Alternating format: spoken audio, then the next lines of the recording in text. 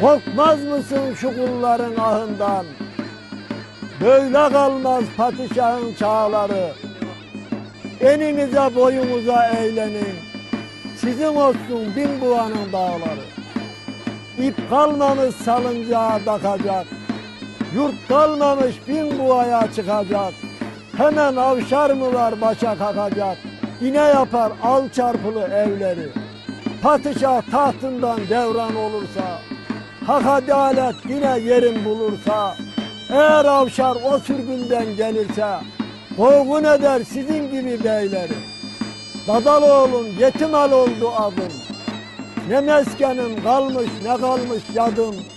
Ulan Yazıcıoğlu bozukmuş südüm. Biz taktıydık taşıdığın tuğları.